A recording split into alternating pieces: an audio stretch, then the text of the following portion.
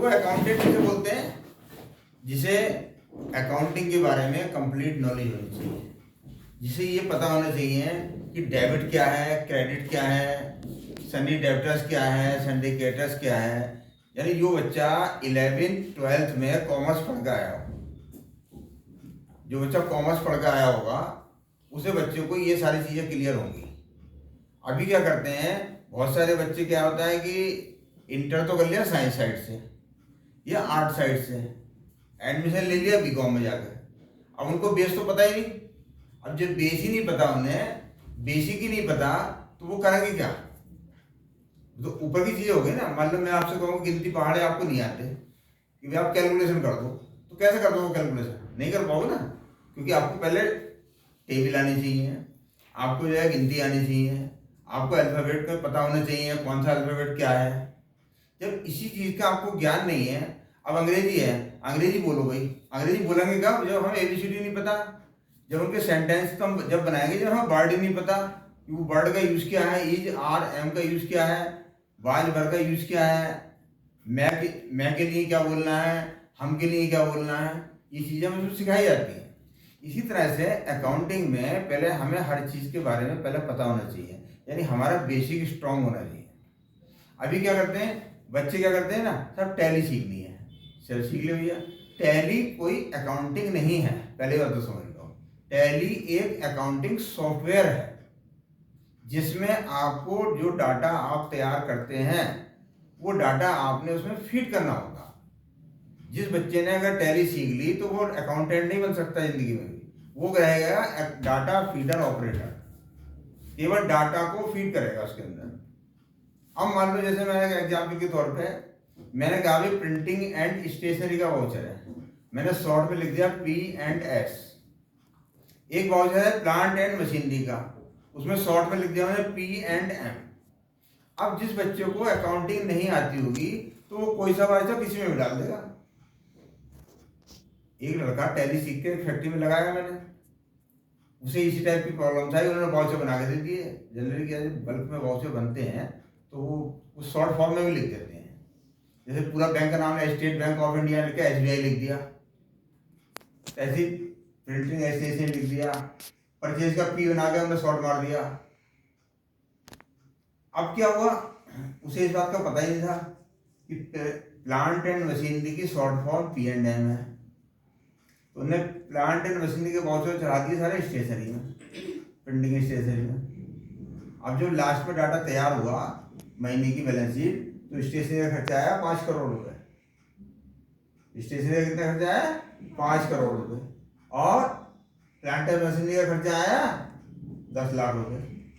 भैया मैनेजमेंट चौंक गया, कहने लगा ये क्या हो गया, कितनी स्टेशनरी आ गई भाई। जब उसको रिकनसाइल करा, चेक करा, तो देखा तो उन्होंने प्लांट एंड मशीनरी के वाउचर प्रिंटिंग स्टेशनरी में डाल दिए। इसलिए बच्चों को सबसे पहले टैली बीजी मार्क सीखने से पहले अकाउंटिंग जरूर सीखनी चाहिए। अच्छा, कुछ बच्चे क्या कहते हैं हम तो सब बीकॉम है, हम तो इंटर भी कॉमर्स में है।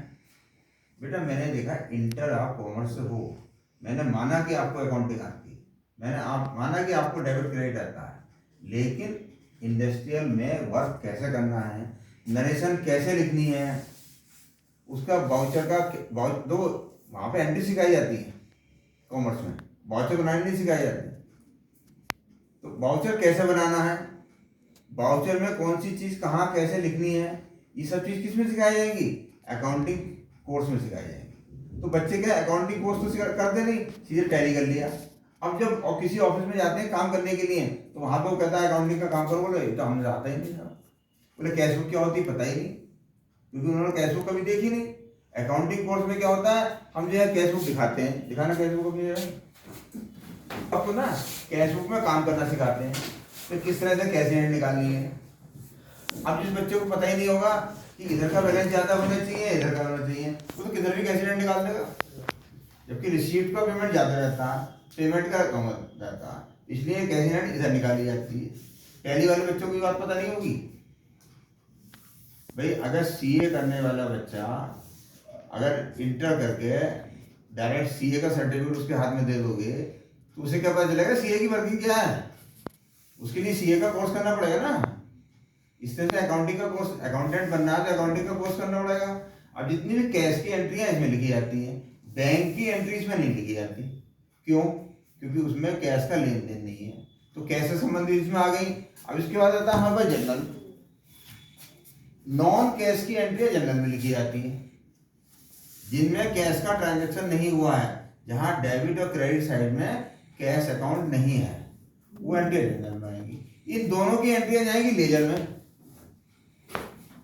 इन दोनों की एंट्रियां लेजर में जाएंगी। जैसे इस पार्टी सैलरी एंड वेजेज है, तो सैलरी एंड, अब देखो salary and wages expensive account और salary and wages expensive payable account, दोनों अकाउंट अलग अलग हैं। अगर आपको ये बात पता नहीं होगी तो आप क्या करोगे, किसी की भी एंट्री किसी में कर दोगे, तो गलत हो गया नहीं हो गया। ये चीज कैसे आएगी आपको, जब इंडस्ट्रियल कोर्स करोगे आप। इंडस्ट्रियल कोर्स क्या है, ये सिखाता है कि आपको इंडस्ट्री में काम किस प्रकार से करना है। अब देखो इन्होंने क्या है, यहाँ दिया क्रेडिट आया 10,000 और क्रेडिट कर दिया 10,000 और नील कर दिया।